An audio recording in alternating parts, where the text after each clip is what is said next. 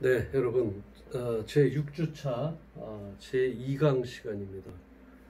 아, 뭐 저는 여러분들에게 빨리 그러니까 좀 전달을 좀 빨리 해드리고 싶어서 저 혼자 너무 빨리 지나왔나 하는 생각도 하게 됩니다. 여러분들 하나하나 1번 그냥 머릿속에다가 이렇게 해서 한번 그려보셔도 좋을 것 같아요.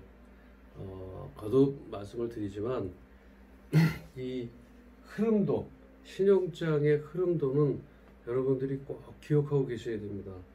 제가 맨 처음 시간에 또 말씀을 드렸지만 저희가 아마 한 2주 후면 여러분들 중간고사를 실시할 예정입니다.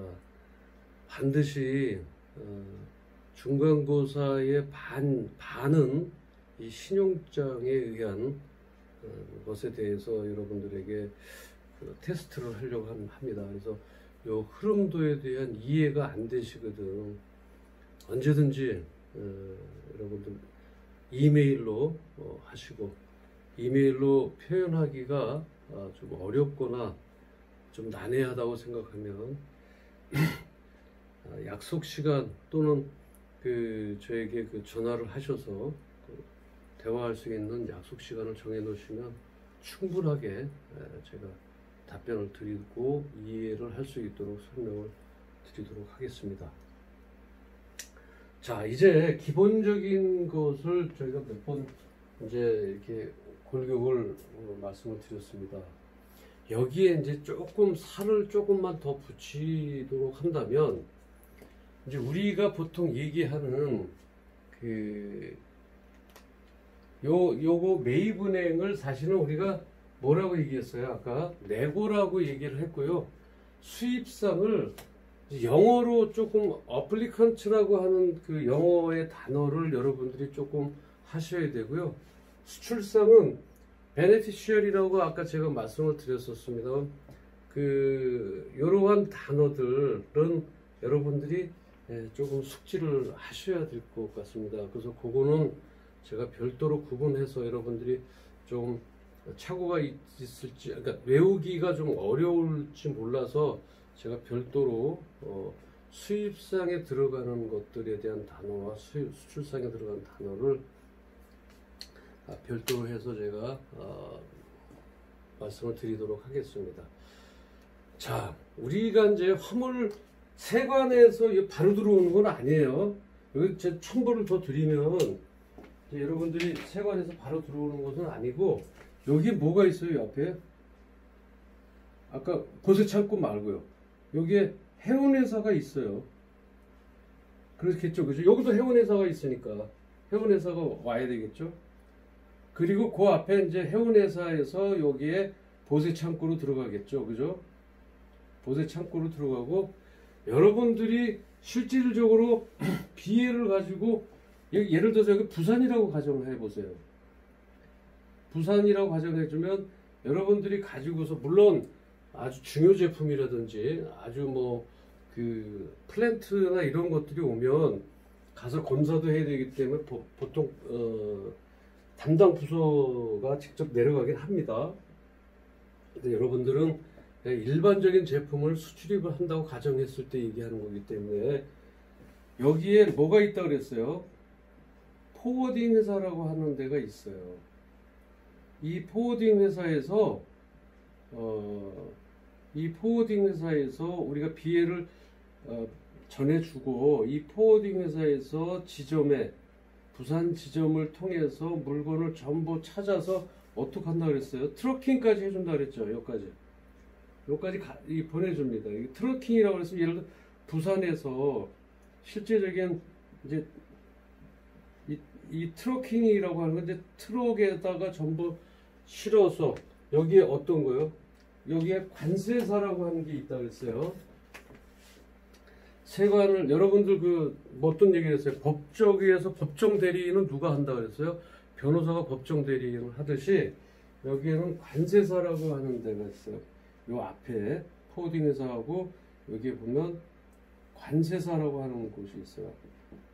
이 관세사는 어떤 일정의 국가고시를 패스한 사람이 통관 업무나 이런 업무를 대행해주는 그런 것을 우리가 관세사라고 얘기합니다.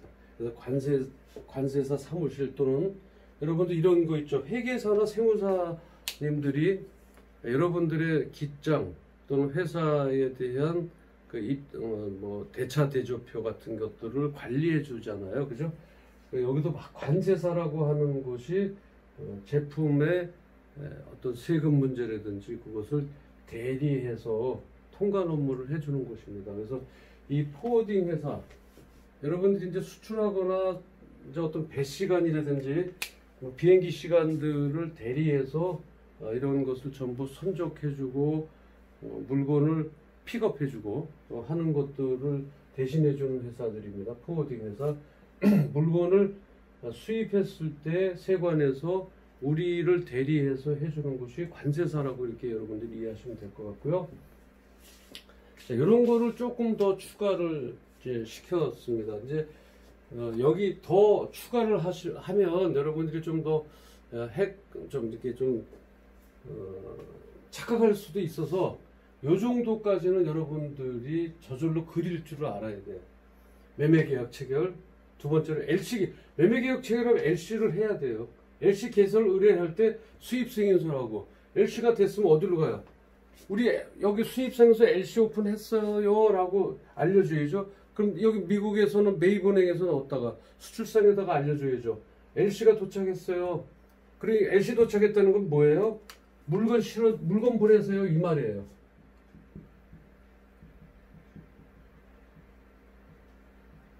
물건 보내세요라는 말인데 이 말은 무슨 얘기예요? 여러분들이 마켓플레이스에서 자, 뭐 어느 특정 기업을 얘기해서 좀 안 됐습니다. 옥션에서 물건을 살 때 옥션에다가 돈을 보내잖아요. 그럼 옥션에서 뭐라 그래요? 제조업체에다가 물건 보내세요. 왜?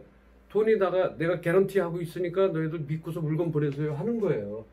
그래서 LC 도착이에요 라고 하는 것은 마켓플레이스 옥션에서 내가 나한테 결제 대금이 들어왔으니까 이거 물건 보내세요 라고 하는 겁니다. 그러면 수출상은 네 알겠어요 하고 물건을 선적해요.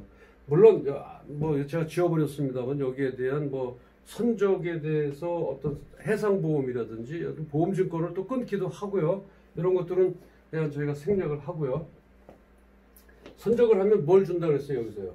여기서 비회를 준다 그랬잖아요. 선화증권. 그죠? 선화증권을 준다 그랬어요. 선화증권과 뭐예요? 환호음을 가지고 돈 청구서라고 그냥 생각해요. 환호음을. 뭐 하겠든 청구서예요, 사실은. 돈을 받겠습니다. 라고 하는 청구서를 여기다 주면, 여기서 돈을 주는 거죠. 불안 요소가 해소됐어요. 그 다음에 미국은행에서, 우리, 너희들 그 비회라고 환호음 줬으니까 돈 줘. 그래서 여기서 돈을 주죠. 그죠? 그럼 여기서 어때요? 한국은행에서. 나 여기 너희들 비회, 물건 찾을 수 있는 거. 이 비회리 이게 없으면 물건을 내주지를 않으니까. 그죠? 그 비회를 주고 물건값 줘. 그래서 물건값 주는 거예요. 그 물건값 주면 이 사람 비회를 가지고 내가 직접 내려가도 되지만 보통은 내려갈 시간이 없고 오가는 시간은 경제적인 측면을 봤을 때 포워딩 회사에다 일정한 차지를 주면 여기서 관세사와 이런 것들을 해운회사에서 통관 업무를 다 대행해서 그 화물차까지 수배를 해서 우리 회사 앞까지 보내주는 거예요. 여기서 여러분들이 요러한 요 정도의 그 플로우 차트를 좀 아셔야 되고요. 여기에 관련해서 약간의 영어가 조금 들어가는 게 있어요. 영어 단어는 여러분들이 나름대로 그것을 배워야 된다는 거죠. 그래서 어떤 수입자의 이점은 뭐예요? 신용장 방식으로 수입할 경우에 수입상의 이점 잘 보세요. 상업적 위험을 비교적 회피할 수가 있어요. 제품의 품질 회피할 수가 있죠. 그죠? 그 계약에 일치된 약정 물품을 납기 내에 받을 수 있어요. 만약에 납기라는 건 뭐예요? 언제까지 물건을 실겠다. 도착하는 데까지는 I don't care. 여기서는 뭐 관계는 없어요. 언제까지 물건을 실을 수 있다라고 하는 거. 오늘 예를 들어 오늘 10월 7일이다 그러면 우리가 10월 14일까지 물건을 실겠습니다. 여기에 대한 배 스케줄은 8일, 9일 날 배가 떠납니다. 라고 하는 것까지 하는데 여기 와서 통과하는 문제는 전부 우리 책임이에요. 수입자 책임이에요.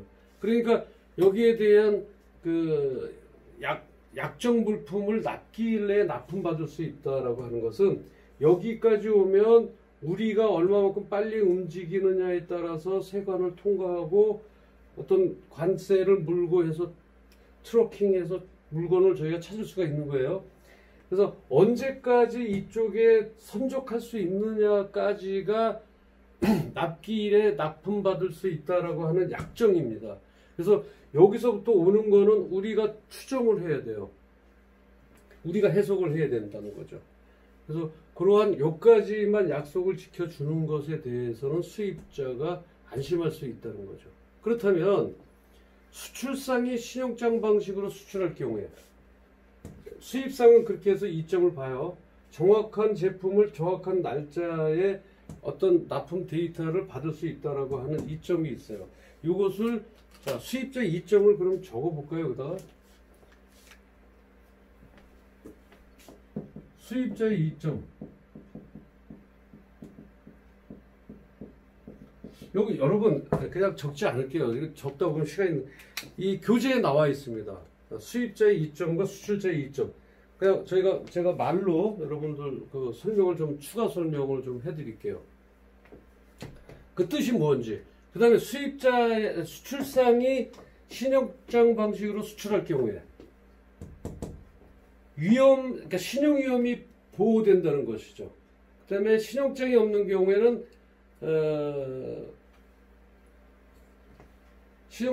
경우에는 물품에 대한 금액을 받을 수 있는 불안 요소가 따라다닌다는 거죠.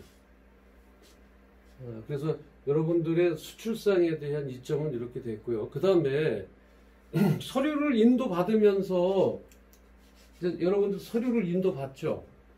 서류를 인도받아요. 여기서 서류 인도받아요. 결과적으로 뭐예요? 이 서류를 인도받기 위해서 하는 거예요. 어떤 서류? 물품에 대한 개런티된 서류를 인도받기 위해서 이렇게 돌고 돌아서 이 수입상까지 오는 거거든요.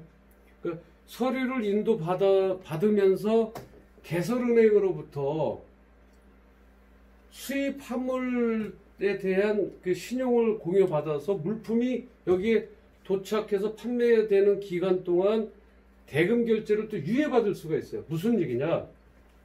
여러분 교재에 그렇게 나와 있어요. 여기에서 신용장 개설을 할 때 대금 결제를 이쪽과 잘 협약을 하면 아까 제가 말씀드렸죠. 국내에서 어떤 제품에 대한 거래가 있을 때 어음 발행에 대해서는 상호 협의하에 의한다 그랬어요. 그래서 물품을 납품을 했는데 거기에서 어느 날 갑자기 6개월 어음을 주지는 않습니다.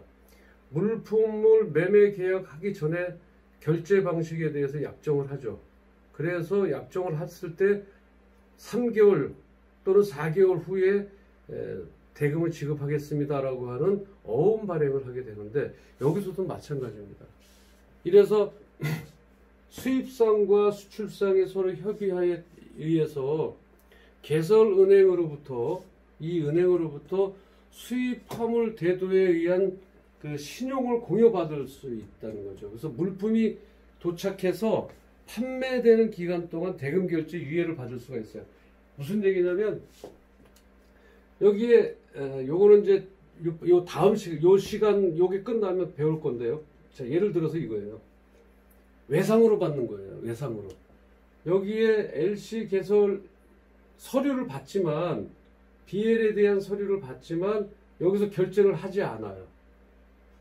왜? 여기에서 서로 약속이 돼 있으면 내가 이거 받아서 물건 판 다음에 결제해 줄게 라고 하는 경우도 있다라는 얘기예요. 그래서 요거를 우리가 이제 그 신용장 거래에 있어서 그러한 이제 그 어떤 이점, 서로의 양에만 있다면 그런 이점을 얻을 수 있다, 이렇게 여러분들이 생각하시면 될 것 같고요. 그 다음에 이제 여기 내국신용장이 있었어요. 내국신용장은 수출상이라고 그래서 전부 자기가 공장을 갖고 있지는 않겠죠, 그죠? 하다 보면 공장이 다른데 A라는 공장에 있고, 그 A라는 공장에서 이것도 말씀드린 바 있습니다. 그래서 이 A라는 공장에다가 여기에 받은 신용장을 이쪽 은행에서 개설을 해줘요. 내국 신용장을. 그러면 여기에 있는 이 물건을 여기에 OEM 생산하는 회사에다가 그 신용장을 전제로 내국 신용장, 즉 로컬 LC를 끊어 받으면 여기서 돈을 받아서 이 사람들이 자재를 사서 이쪽에다 납품하면 바로 돈을 지급해주는 그러한 것들이 있는데, 요 내용에 대해서는 교재 여러분 117페이지에 나와 있어요. 교재 117페이지. 여러분 혹시 제가 하는 말에 대해 있어서 조금 이해가 덜 되는 부분이 있으면 일단 한번 보시기 바랍니다. 어떤 그 수출자에 대한 그 이점은, 다시 말씀을 드리면 수출자에 대한 이점은 수입자의 신용과 관계없이, 이 사람이 신용이 좋든 말든 상관없어요. 그죠? 이 사람은 신용이 나빠도 신용장 개설만 들어오면 이 사람이 예를 들어 이런 경우도 있겠죠. 수입자의 대표이사가 신용불량자일 수도 있어요. 우리가 거래를 할 때 그 상대가 신용불량자였을 때는 거래하기가 좀 그렇죠. 그죠? 저 사람이 결제를 해줄지 안 해줄지. 그런데 그 사람이 현금으로 주겠다. 와서 현금으로 사가면 우린 괜찮겠죠. 그죠? 그럼 여기서 일리 들어오는 건 수출상 반대쪽으로 봤을 때는 현금으로 물건을 파는 거나 마찬가지예요. 왜요? 지급 보증이 돼 있잖아요. 그래서 이것을 일람불 확약이라고 그럽니다. 지불 확약이라고 그런 표현을 쓰는데, 수입자의 신용과 관계없이, 이 사람의 신용과 관계없이 개설은행의 신용으로 우리나라에, 자, 우린 예를 들어서 외환은행이라고 얘기합시다. 외환은행에서 그 외환은행이 망할 수는 없죠. 물론 이제 은행이 통폐합이 되고 은행이 망했었어요. 우리가 그런 시절이 있었습니다. 그래서 지금은 이제 많은 은행들이 없어지고 또 M&A가 돼서 없어지긴 했지만, 그런 특수한 경우를 제외하고서는 향후 앞으로 은행이 망합니다라고 쉽게 말할 수 있는 사람은 없어요. 물론 안 망한다라고 얘기할 수는 없겠지만, 여러분들 은행은 저희가 믿고서 거래를 합니다. 돈도 맡기고 하는 곳이기 때문에. 그래서 신용장이 개설은행의 신용, 여기도 물품대금 지급이 약속됨으로써 지급 보장이 확실해요. 여기서 어음대금을 청구를 하면 여기서 줘야 되잖아요. 그래서 어떤 수출자에게 이점이 있고요. 수출자의 이점이 있는 건 두 번째로, 신용장이 개설이 되면, 이 신용장이 개설이 되잖아요. 체결된 계약을 일방적으로 취소 또는 변경할 수 없어서 거래가 확정됩니다. 이것을 우리가 취소불능 신용장이라고 얘기하는데, 지금은 이제 취소 가능 신용장보다는 취소불능 신용장이라고 이제 우리가 얘기를 합니다. 취소불능 신용장. 그래서 신용장 개설에 있어서 취소가 불가하다라고 그래서 신용장이 개설이 됐다라고 하면 보통 취소불능 신용장으로 개설을 하게 되죠. 체결된 계약을 일방적으로, 물론 수출상하고 수입상하고의 매매 계약 체결을 한 다음에 서로 양방향에서 서로 이해를 하면 취소를 할 수는 있어요. 아멘드 할 수 있어요. 좀 수정할 수가 있습니다. 그래서 그런 내용이 돼 있고요. 그 다음에 수출자가 좋은 것은 뭐냐면, 수출국의 외환 사정 악화에서 여기에 외환 사정이 악화됐을 경우에 따라서 대외 지불 중지 등 환결제 위험을 피울 수가 있다는 거죠. 이 부분은 그냥 여러분들이 그냥 이해만 하고 넘어가시고요. 그다음에 이 부분은 여러분 이해해야 돼요. 물품이 선적이 되면 물품이 선적됐죠. 여기 아까 여기 제가 물품이 선적이 되면 이게 이제 한문으로 쓰면 이제 이렇게 쓴다고 그랬죠. 배선자에다가 싸울 적자인데 물품이 선적이 되면 수입자 소재지 여기 있죠. 수입자 소재지의 은행이 신용장을 매입함으로 즉시 수출대금 회수가 가능하다. 이건 뭐 제가 이렇게 침이 마르도록 여러분들한테 설명이 됐어요. 그래서 수출자는 이제 그러한 이제 것이 있다라고 이제 생각하시면 될 것 같고, 그 다음에 수입자 측면에서는 어때요? 수출자는 대금 회수를 위해서 뭐를 하죠? 신용장에 요구한 뭐요? 운송서류, BL 정확히 이것을 제시하잖아요. 이거 제시는 뭐예요? 어디서 개런티하는 거예요? 선박회사, 해운회사에서 물건을 실었다고 증명해주는 이 BL을 제시함으로 계약 물품이 제대로 우리가 계약한 거, 매매계약서에 체결하는데 뭐가 있었어요? 이 계약 제품에는요, 인보이스하고 프로포마 인보이스가 있었죠. 그 프로포마 인보이스 견적서 내용대로 그대로 적혀 있습니다. 이 물품은 어떻고, 사이즈는 어떻고, 개수는 어떻고, 수량은 어떻다고 하는 아주 자세한 내용들의 운송서류를 정확히 계약 물품이 제대로 선적될 것이다 라고 하는 확신을 가질 수가 있죠. 수입사는. 그래서 어떤 수입상의 첫 번째 이점을 이제 그렇게 볼 수가 있고, 두 번째로는 어때요? 신용장에는, 오픈하는 신용장에는 최종 선적일, 그 다음에 유효기간, 그 다음에 선적 방법 등이 명시되어 있어요. 어떻게 선적할 것인가. 그 다음에 제가 말씀드렸던 이제 그 인커텀스에 의해서 선적은 어디까지 책임을 지겠다. 이런 경우가 있어요. 뭐 또 이것도 배울 겁니다만 미리 잠깐 말씀드리면, 자, 여기서 배에서 이렇게 선적을 하다가요. 배에서 이렇게 선적을 하다가 이게 툭 떨어졌어요. 바다로. 이게 바다라고 친다면. 툭 떨어졌어요. 이때까지는 누가 책임을 질 것이냐. 또 여기서 가다가 1m 배가 갔어요. 뭐 한 1km 정도 갔어요. 근데 물건이 바다에 툭 떨어졌어요. 이때는 누가 책임을 져야 되고, 그 다음에 도착했을 때의 운임은 누가 책임을 져야 되고, 또 책임 범위는 누구한테 있고, 이러한 것들에 대한 선적 방법이나 계약 물품 그 선적일 어떤 그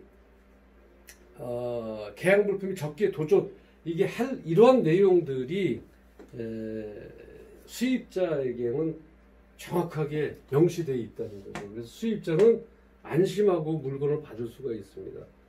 자, 우리는 이런 경우가 있죠. 수출상은 우리는 그냥 여기 부두라고 얘기하나요? 자, 이렇게 돼 있고, 물건을 여기다 이렇게 어떻게 할까요? 여기다 배 있다고 가정해요. 이렇게 있고 바닷물이에요. 여기 부두가 있는데 우리는 물품 요까지만 놔둘 거야. 요까지만 책임져. 더 이상 책임지지 않겠어. 여기서 선적하다 떨어지든 말든 난 책임. 이러한 내용까지 여러분들이 인커텀스에 의한 책임 방법론까지 이제 요 매매 계약서 체결에 전부 들어가 있습니다. 그래서 수입자가 이루은 점은 뭐냐면, 신용장에는 최종 선적일과 유효기간, 선적 방법, 아까 말씀드렸죠. 이 선적 방법 등이 명시되어 있어요. 그래서 계약 물품이, 여기서 오는 이 계약 물품이 적기에 도전할 것이라고 하는 것을 수입상은 안심할 수가 있다는 것이죠. 그래서 이런 문제들. 그 다음에 운송 서류를 받음과 동시에 결제를 하잖아요. 운송 서류를 받은 다음에 바로 결제를 하게 되어 있습니다. 그래서 상품이 판매되는 동안 대응 결제를 연기받을 수 있다고 그랬죠. 아까 환원에 대해서 물품이 들어온 다음에 물건을 다 판 다음에 내가 이렇게 결제를 하는 경우도 있어요. 그래서 그러한 어떤 그 신용장의 사용에 이점이 있다라고 하는 것을 여러분들이 이제 교재 117페이지 보면 나와 있습니다. 그래서 그 교재에 따라서 한번 읽어보실 필요성이 있다고 이렇게 생각이 들고요. 그 다음에 이제 신용장의 종류가 있어요. 신용장의 종류를 자 여기에 대해서 다시 한번 보셔야 됩니다. 신용장이라고 하는 것은 반드시 매입은행과 개설은행에 대한 개런티가 이루어져서 여기에서 반드시 물품 대금을 준다라고 결정이 돼 있어요. 그래서 그 개런티만 하는 것이 아니라 매입을 해서 반드시 물품 대금을 수출장이 주는 거예요. 이게 중요한 겁니다. 그런데 이제 신용장의 종류는 이렇게 확약만 일어나는 것이 아니라 확약 없이 다시 말하면 신용장 없는 그러한 그 결제 방식이 있어요. 이 시간에는 이제 그걸 함께 할 텐데요. 취소 가능을 이제 우리가 리보케이블 크레딧이라고 해요.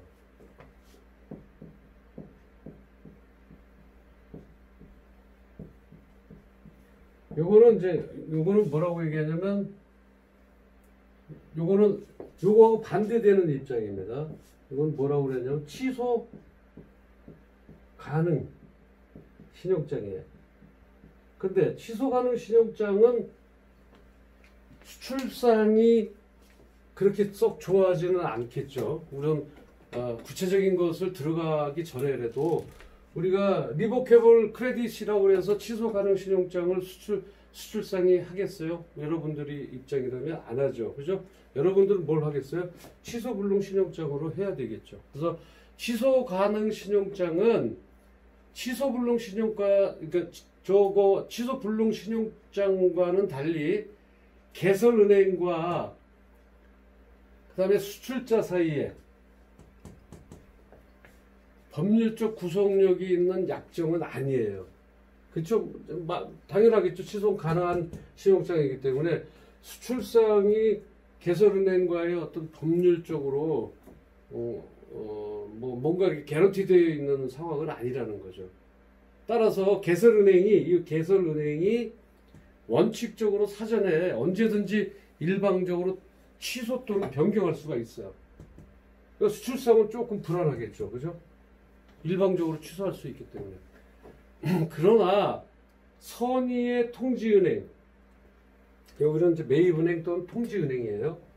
선의의 매입은행이 신용장의 취소 또는 조건 변경에 따라서 통지를 개설은행으로부터 받기 전에 어떤 그 신용장의 조건대로 이 어음을 지급, 인수 또는 매입을 행한 경우에는 개설은행은 이에 대한 상환 책임을 부담해야 됩니다.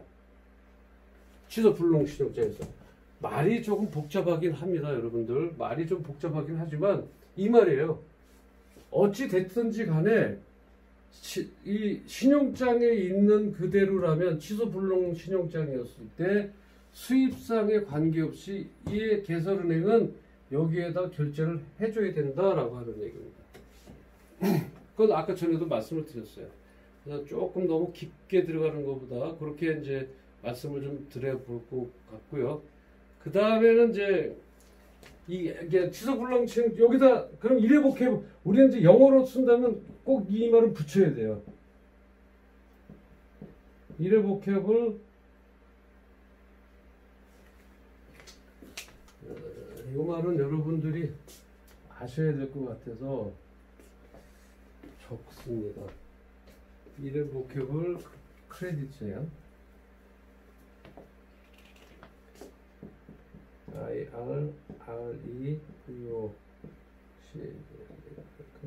크레딧 이렇게 리보케이블 그 크레딧하고 그래서 취소 불능 신용장이다라고 얘기하면 이 취소 불능 신용장이란 신용장 개설 여기 있죠, 그죠? 또는 발행은행이 일단 신용장을 개설하고 수출자에게 통지하게 되면 그죠? 수출자에게 통지하게 되면 신용장 유효 기간 내에는 개설은행이나 신용장에도 유효 기간이 있어요. 물론 견적서에도 유효 기간이 있다고 말씀드렸고 신용장에도 그렇게 뭐 언제까지나 신용장으로서의 그 할 일을 다 하는 것은 아닙니다. 그 밸리디티 날짜가 있어요. 그래서 그 신용장 개설 그 유효 기간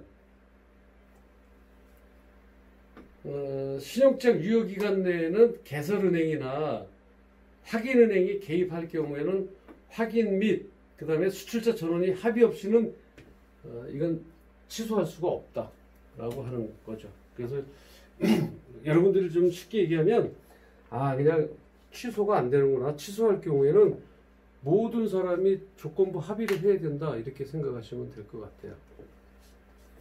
자, 그 다음에 일람불 신용장하고 기한부 신용장이 있다 그랬어요. 아까 조금 전에 제가 말씀드렸어요. 일람불 신용장. 일람불은 뭐 에사이트라 그랬죠, 그죠? 일람불 신용장.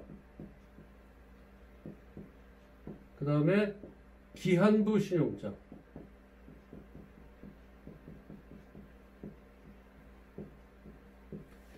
일람불 신용장과 기한부 신용장이 있는데요. 일람불이란 다시 한번 또 설명드릴게요. 일람불이란 신용장에 의해서 발행되는 이 신용장에 의해서 발행되는 어음이 지급인에게 제시되면 즉시 지급되어야 하는 사이트 드래프트라고 그러는데 그러니까 아까 에사이트라고 그랬잖아요. 좀 더 쉽게 말씀드릴게요. 일람불 신용장은 우리가 아는 신용장대로 그 뭡니까? 환어음이 제시되면 드로위 지급인에게 즉시 지급되어야 된다는 거죠. 그래서 이거를 우리가 일람불 신용장 사이트 드래프트라고 얘기하는데요.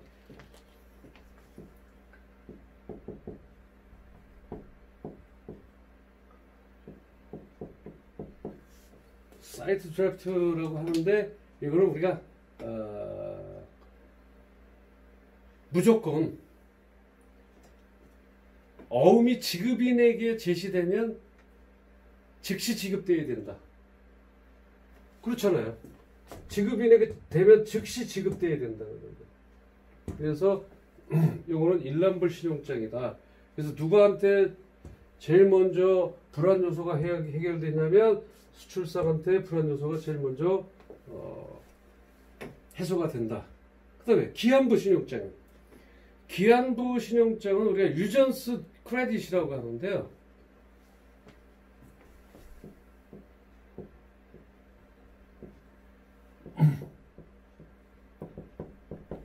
유전스 크레딧이라고 그래갖고 우리가 이제 보통 유전스이라고 얘기를 합니다. 말 그대로 기한부예요. 어느 정도 신용장에 의해 발행되는 어음이 여기서 발행되는 어음이 지급인에게 제시됐어요. 그러면 어때요? 일람불 신용장은 즉시 지급을 해야 되는데 이 기한부 신용장은 일정 기간이 경과한 후에 지급받을 수 있도록 어음 지급일이 특정 기일로부터 기한부를 두는 거예요. 뭐라 그럴까요? 약속대로 약정한 그 기간을 두는 거예요. 그래서 그 환어음에 대한 그 날짜를 누가 서로 한다고요? 수입상과 수출상이 서로 협의에 의해서 그 기한을 두는 신용장이다. 그래서 유전스 크레딧이라고 얘기합니다. 그래서 이러한 거는 기한부 신용장은 누구한테 더 좋을까요? 이거는 그렇죠. 수입상한테 더 좋죠. 더 좋다기보다는 수입상은 물건을 팔아서 여기 결제를 할 수가 있어요. 그래서 여러분들이 예를 들면 수출상하고 잘 안다면 계약을 하기 전에 내가 어느 정도 기일을 너희들이 좀 해주면 자, 여기에서 돌아오는 기한에다가 한 달만 좀 해줄 수 있느냐 또는 20일을 해줄 수 있느냐에 서로 약정된 그 기간 내, 그래서 그 기한을 둔다 그래서 기한도 신용장이다. 우리가 보통 유전스다 이렇게 이제 이렇게 말을 합니다. 그래서 유전스 크레딧하고 에사이트 드래프트하고는 일람불 신용장은 무조건 드로위에게 지급인에게 지급을 해줘야 되는 거고, 이거는 어느 날짜 동안 기한을 두는 것을 얘기합니다. 그리고 이제 내국 신용장은 아까 말씀드렸어요. 외국으로부터 다시 한번 저희가 정리를 하면 외국으로부터 수출 신용장, 외국으로부터 수출 신용장, 그죠? 신용장 우리가 마스터 LC라고 얘기를 보통 하는데, 자 그냥 수출 신용장을 받은 수출 국가, 수출자, 그죠? 국내 생산업자, 여기 생산업자가 생길 수 있다 그래서 여기서 직접 만들지 않고 여기다 직접 만들지 않고 여기 생산업자가 별도로 있다고 칠 경우에요. 이 국내 생산자에게 원자재 공급업자로부터 물품을 공급받고자 할 때 국내 공급자 앞으로 발행해 주는 거예요. 이렇게 원자재 같은 경우, 원자재도 있을 수도 있고 꼭 생산자가 틀려서 원자재가 있을 수도 있겠죠, 그죠? 그래서 여기에 국내에서 LC가 발행되는 것을 로컬 LC, 즉 내국 신용장이다 이렇게 이제 말할 수가 있습니다. 그래서 물품 대금을 이제 현금이나 어음 등으로 지불하는 대신에 신용장을 이제 발행을 해서 쌍방이 안전한 금융상의 편리를 도모하고자 하는 것이죠, 그죠? 여기다가 수출상일에서 마스터 LC를 받았다고 얘기한다고 하더라도 생산자나 원자재 원료를 공급하는 사람이 믿을 수 있을까요? 못 믿을 수 없죠. 그래서 여기에 매입은행으로부터 LC를 개설해 줍니다. 국내 로컬 LC. 그래야 여기서 직접 어음을 받고 해주는 것이 아니라 여기서 제품이 완성됐을 때 여기서 현금을 받을 수 있는 것이죠. 그래서 내국 신용장은 마스터 LC가 개설 의뢰인이 되고, 마스터 LC는 여기 개설 의뢰인이 되죠, 그죠? 국내 은행이 개설 은행인 거예요. 이게 여기가 개설 은행이 되는 거죠. 수출상으로 봤을 때 국내니까요, 그죠? 이 사람이 이쪽에다가 거꾸로 경민무역에서 개설은행에다가 LC를 개설하듯이 마스터 LC를 받은 수출상이 은행에다가 개설을 합니다. 국내에. 그러면 여기에서 이쪽으로 그 개런티를 하겠다는 거죠. 국내 은행이 개설은행이 되고 물품의 공급업자가, 이 물품의 이쪽 공급업자가 뭐가 돼요? 수익자가 되는 거죠. 원래는 이런 것이 없었을 때 수출상이 뭐예요? 수익자가 되죠. 돈을 받는 그런 수익자가 되지만 여기다 3번 보이나요? 밑에가 안 보일 것 같아서 여기다 적을게요. 국내 신용장. 신용장의 종류예요. 그래서 이걸 우리가 로컬 LC라고 얘기합니다.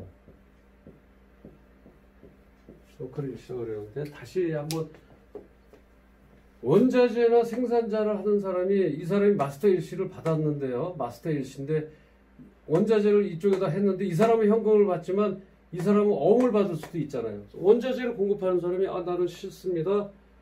나는 어음 받지 않겠습니다. 현금으로 하되 너를 믿을 수가 없으니까 이 은행에서 나한테 개런티 해줄 수 있게끔 우리도 여기서 LC 오픈을 하자. 그래서 여기서 이 사람이 매입은행에다 뭘 해요?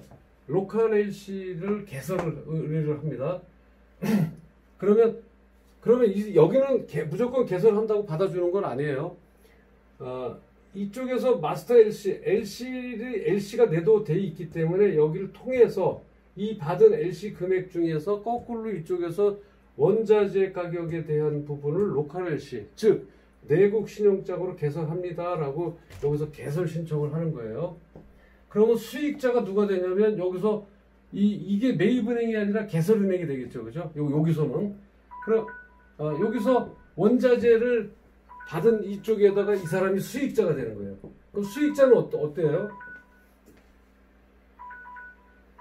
수익자는 물건이 되면 이쪽에다가 납품하는 것과 동시에 수익자는 여기에다가 뭘 받아요? 현금을 받는 거죠. 그래서 내국 신용장은 그 수출자, 즉 마스터 LC의 수령자, 이걸 이제 우리가 마스터 LC라고 얘기합니다. 여기 오는 것을 우리가 국내 신용장을 얘기할 때 마스터 LC라고는 얘기해요. 우리가 여기 했을 때 그냥 LC라고 얘기했지만 국내 신용장을 개설할 때는 이걸 마스터 LC라고 한다. 마스터 LC를 받은 사람이 다시 이 은행으로부터 여기를 수익자로 한 신용장 개설을 해줘요. 요거를 국내 신용장 또는 로컬 LC라고 얘기하는데, 그때 이 사람은 물건이 다 되면 여기다 납품과 동시에 여기서 뭘 받아요? 현금을 받는 거예요. 수익자가 되는 거예요.